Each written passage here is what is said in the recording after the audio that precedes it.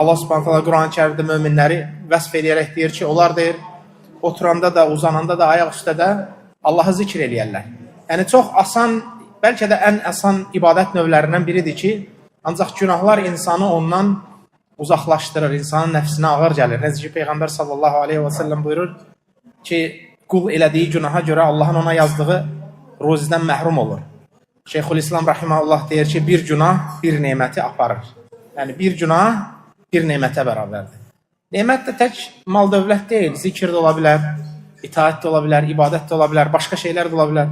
Yəni bir günah bir neməti aradan qaldırır.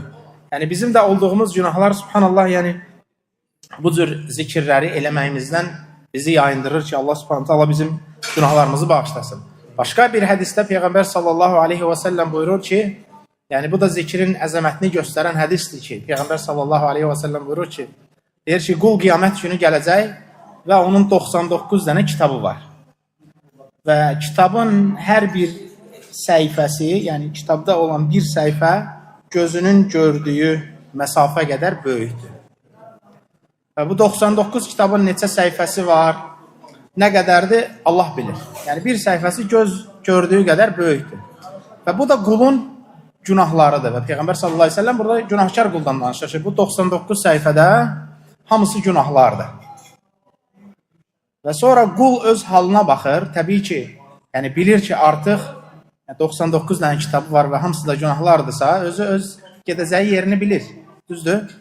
Və sonra Allah subhanahu wa ta'ala ona elədiyi bir əməli bir vərəqdə verilir ki, hansı əməldir? La ilahə illallah zikri. Və həmin 99 kitab tərəzinin bir gözünə qoyulur, günahlar və la ilahə illallah o bir gözünə qoyulur və la ilahə illallah daha ağır gəlir.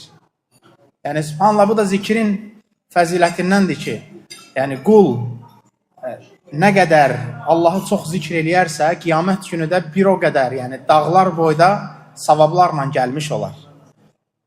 Necə ki, bir hədisdə Peyğəmbər sallallahu aleyhi və səlləm fəcr namazı vaxtı evdən çıxır və zövcəsi Cüveyriyə radiyallahu anhə oturur, Allahı zikr edir. Və Peyğəmbər sallallahu aleyhi və səlləm duha vaxtı qayıdır. Yəni duha vaxtı Allahu alim duhanın əvvəli, sonu və yaxud da zöhrə yaxın. Hər bir halda, yəni bir neçə saatdan sonra belə deyək qayıdır evə.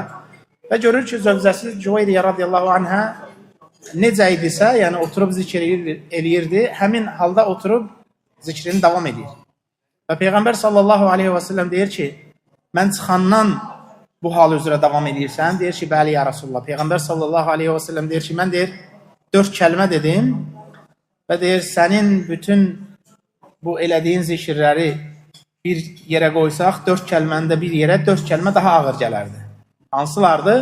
Peyğəmbər sallallahu aleyhi və səlləm buyurur ki, Subhanallahi və bihamdihi, adədə xalqihi, və rıda nəfsihi, və zinətə arşihi, və midadə kəlimatihi.